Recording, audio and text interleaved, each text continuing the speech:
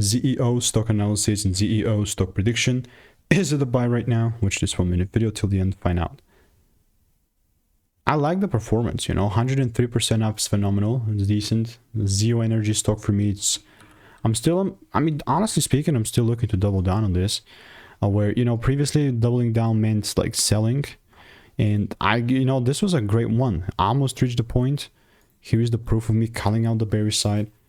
You cannot fake this, you know. At the time, it was sitting at $3, like literally $3.32 at the time. I think this is 20th of January or something. Yeah.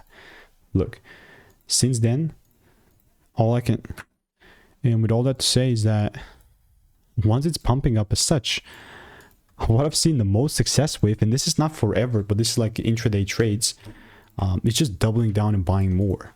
But again, this is like a strategic approach.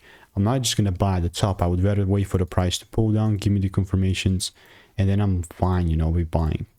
So I will continue to keep you updated gladly. That's how my chart's looking like.